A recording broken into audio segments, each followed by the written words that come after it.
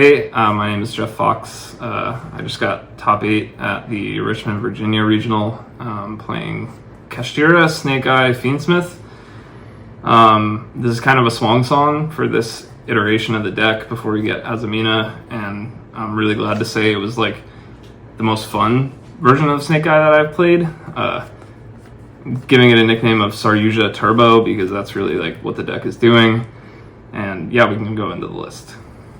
So for the Snake Eye package, it's like super standard, so I won't spend too much time on it. 2 bricks, 1 Flame Burge, 1 Snake Diabell. Self-explanatory, gotta play them. 3 copies of Witch. 3 copies of Wanted, Original, and Temple. For the little guys, it's the 2 one-ofs, 2 Oak. For a while, I was actually coping on Birch and really liking the extension from the hand that it was giving, but was kind of put on to the double Oak because of the fact that like if you hard draw this plus any Kash card, it's just like full combo. So playing a big Kash package, so it just made sense, and I didn't miss Birch at all, so it worked out. And then 3 copies of Bonfire, self-explanatory. 17 Kash cards. 17 Snake Eye cards, and 28 engine total. The Kash cards were 3 copies of Fenrir, 2 Unicorn, 1 Birth, 2 Planet, 1 Terraforming. So this is a pretty big Kash package compared to like most of the Kash Snake Eye decks that were played in the past. And the real reason is like these cards just eat right now. And like a large purpose of your turn 1 combo is to get to yugioh. And these cards just enable it so easily through Draco Sack building bodies on board to summon a 4 material yugioh and draw cards, which if you resolve that, it's literally just game. Plus the fact that like Fenrir is just so much pressure right now, especially going second. Like they have to answer it or else it's just gonna eat pretty much any deck. Only 2 Unicorn. We were kind of back and forth between 2 and 3, or at least I was, and landed on 2 because I didn't want to clog up on Kash cards. I think that was like a real worry, and I didn't. Probably could have gotten away with 3, but it's fine at 2. And then the 2 Planet 1 Terraforming. Terraforming is like risky right now because Droll is kind of everywhere in everybody's deck.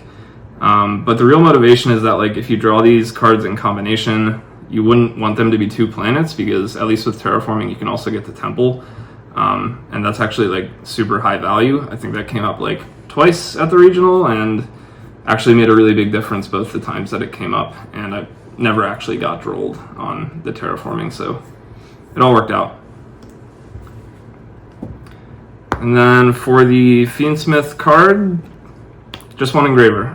So the motivation for only playing the 1 engraver was kind of threefold. Number 1, I wanted to keep the engine count as reasonable as possible. Like I said, it's pretty much 28 engine in the deck, if you count the next card I'm going to show. And realistically, like the second reason is 1 engraver does everything you want it to do. So it gets you to Degenerate, it serves the utility of being removable if you need it. And then the third reason is that hard drawing engraver is super droll bait, and like I said, droll's kind of everywhere. It's a big concern right now, and you don't really gain much from actually pitching engraver, getting a tracked, going through Lurie. The only motivation to play more than this is really Bestials, which are kind of around. Like I got my engraver Bestialed a lot, but really all that actually does is cut off your access to Degenerate, which hurts, but it never really punished. So I think the 1 engraver was like a really good choice. It allowed me to fit all the non-engine I wanted to in the deck while keeping the deck count at a reasonable level. And then the last like pseudo engine / non-engine bridge card was we did play Prosperity. So this card was really great. I pretty much always got value off of it when I resolved it. Going first, a lot of the time I was only banishing 3 because that was good enough unless it was like super desperate. But going second, you can actually afford to cut out like 6 cards pretty regularly. And so resolving it for 6, going second, and really digging into the non-engine that you might need to break a board was super important. Digging into Kash cards was super important, even if it means you don't kill them that turn. because you're usually setting up an unbreakable board if you're able to get over theirs. So this is really good. Really recommend playing it. So that's the engine / prosperity. 28 paired with 16 non-engine, and it was a mix of breakers and high value hand traps. So for the breakers, it was 3 talents, 3 droplet. So the real motivation here was both these cards, especially in this deck, are really good going first or second. So like their utility going second, I think, is pretty obvious, but talents going first into hand traps just eats. That can just like end a game if you resolve a talents and can play through whatever hand trap they hit you with.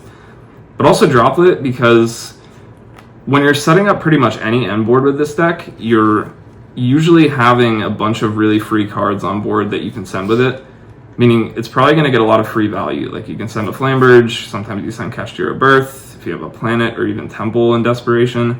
Like you usually have a bunch of cards you can send with it, and that non-respondable negate actually matters like a ton. So both these cards are really great. Big value. And then only 9 hand traps. So I only felt comfortable maining the hand traps that I felt were really high value all the time. 3 Droll. I personally hate this card, and I think everybody who knows me knows that. I constantly talk poorly about it. But it's unfortunate to say that this card ate. This card, I mean, it won me my last round against Tempai. He went terraforming into summoning. I hit him with Droll, and it just ended the game on the spot, game 3. But like all throughout the day, even against the matchups that like you wouldn't expect it to be super high value against, it was. And so I was always happy seeing it in the hand. If I started using it into it, it was great value. Unfortunately, it's I think here to stay. 3 Ash and 3 Imperm. I think both these are self-explanatory at this point, just pretty much always getting you value. And then the last main deck card was the 1 Azaroon. We're playing Bunny as part of the M board piece. I think a lot of people are, because it's just a sick combo to end on. 44 in the main. For the extra, it's Anima, Link Spider. This is part of the Saryuja play. You generate tokens with Draco Sack and link one of them off into Link Spider, because Saryuja needs different names. Nightmare Phoenix. Some people aren't playing this at the moment, but this card 8, like picking apart people's boards with Engraver and Flamberge pushes and Nightmare Phoenix pops and SP banishes, like feels so good with the deck, because you usually just have enough gas to do that, and it's super important to do that, honestly, and it dealt with a lot of problem cards for me. Then Hida, Bunny, IP, SP, Princess. I think all this is standard at this point. Saryuja, like I said, this is Saryuja Turbo. I resolved the draw 4, put back 3 at least 8 times over the course of the tournament, and every time, like, just built me an unbreakable hand. Like, there was no shot I was losing those games. It's basically like an auto win condition, including my game 3 in the last round. I drew the Droll off of Saryuja and already had Ash for Kaiman, so I knew it was over. Moon and Underworld Goddess. So it was between Underworld Goddess and Access Code at like the last second was kind of the decision there. And although Access makes like breaking boards and killing your opponent a lot easier, I thought it would be a lot more fun to play the Goddess, and it actually like worked out to be way higher utility. I unfortunately never resolved like the Moon into Underworld Goddess take 2 combination, but that didn't really matter. In fact, I only summoned this once on my turn. But what I was really doing with it was summoning it off IP. Like I did that into Talents a few times, clearing the board, leaving nothing but Goddess, so it fizzles. And even like just setting up a big indestructible body mattered a lot, especially against Tempai, where they're playing like a bunch of breakers. So making a big body like Underworld Goddess that will eventually get you a Grave Negate on something like the level 7 Synchro mattered a lot. This card was like an MVP of the extra deck, honestly. And then Fiendsmith cards, Requiem Sequence, and Degenerate. So the extra deck's kind of tight, and we were kind of between Necroquip Caesar and Sequence Degenerate. And I think it just really came down to a personal preference that like Degenerate is super important addition to the M board for the deck. Having that on-field Omni like just makes it so much harder to lose to a single breaker, which I think are around enough that it made sense. I pretty much summon this every end board, whether I got nibbed or hand trapped to oblivion or whatever. The only times that I didn't were when I got Bestialed, which only happened a few times. And then Draco Sack. So beyond serving as a piece of the Saryuja combo, it actually mattered a lot in terms of theorying the deck. So its function as a removal allowed me to, with confidence, not play Cosmic Cyclone in the side deck, which opened up 3 free spots that, which I'll say in a moment, like actually mattered a lot for the deck, because being able to out like Floodgates with this card just for free adds a little bit of pressure. It might threaten a pop and force them to respond to it in a position where like you already have extension and don't actually need to resolve like its token summoning effect or get those bodies. Really, really good.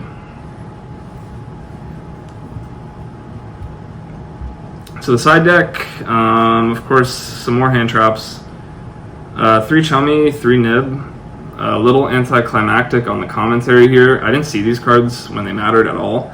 In fact, the only time I drew Chummy the whole tournament was playing against Dragon Link round 8, game 2, where I got game 1 and I was like, okay, so he's going to make me go second and Chummy's going to eat. And he saw me side in a bunch of cards and actually made me go first. So that was the only time I actually saw it. Didn't get any value. But obviously everybody knows Chummy's kind of crazy right now. And then 3 Nib. Like, we were very uncertain about this card to begin with going into this tournament. It was in and out of main deck, side deck, the deck in general. And like, I didn't draw it when it mattered at all. In fact, like, I drew it 6th card twice, going second, where it's like literally the worst. But I also didn't play it into a lot of matchups that like Nib would have ate against. Like, for instance, like I didn't play any mirrors all day, where we kind of know that Nib's super high value against Snake Eye now. So a lot of miss on these, but in theory could have been good value. And then the MVPs of the side deck was, I played a small thrust package, so 3 thrust, Duster, D-Barrier, and Evenly. This was so good mainly because the thrust served as additional copies of Talents more than anything else. Really, we included it, like these took the spots of the Cosmic Cyclones, and we included it in theory to be able to go thrust set D-Barrier against the Shifter decks, which like matters a lot. Fortunately, like I didn't get Shifter resolved on me at all at the regional. But in theory, like it's really good in just like a turn skip so that you can survive through the Shifter. But realistically, like, these were just additional copies of Talents for me. I never had to search for Duster. I never had to search for Evenly. In fact, like I think Evenly could probably be cut from this. Like the only time I saw it, I hard drew it, and it got value as a 1-for-1 against Salad, where they ended on 2 cards. So really, the additional copies of Talents mattered way more than anything, and it was really good for that. And then finally, the unfortunate part of the deck, and the super degenerate part, we did play the 3 one-of Floodgates that mattered. I think you just have to play them, especially when you're playing like a Saryuja Turbo build, where you're cycling through a ton of cards, either through Saryuja, Wanted, or Prosperity turn 1. These are actually like super accessible for the deck. And like I saw them a lot, frankly, at least these 2. I didn't side this in a lot, but didn't matter. I think Konami should ban these cards. I don't think it should be possible to set any of these cards and basically just auto win, especially when you can set up like a Degenerate beside these. Super degenerate, but we know how that goes. So yeah, that's the deck. I was really, really happy with the build. I was coping on Melodious Snake Eye Fiendsmith the day before the regional, and a big shout out to some of my testing partners, including Justin Russell, for putting me on this particular build with the Kash heavy. I think like it was so much fun to play, and the deck honestly felt unstoppable when it didn't lose to itself. And there were only a few games where like I drew so poorly that pretty much auto-losed, but whenever I could play, I felt like there was a good chance to either just outright win going first or break a board and win going second. Felt really good, and a nice swan song for the deck. So a few last shout outs. My testing partners, Justin, Tweaky Mitch behind the camera, Kyle, everybody at Underworld Cards and Games, best local in North Carolina. Y'all know who you are. All my North Carolina people in general, huge shout out to them. My two biggest haters, Big Business Bill Stewart and Jermaine Big Chicken Johnson. Without y'all's blind hate and vitriol, this was truly not possible. So big shout outs to y'all. All my PA people, you know who you are. And of course, a big shout out to JNC Gaming. Thanks.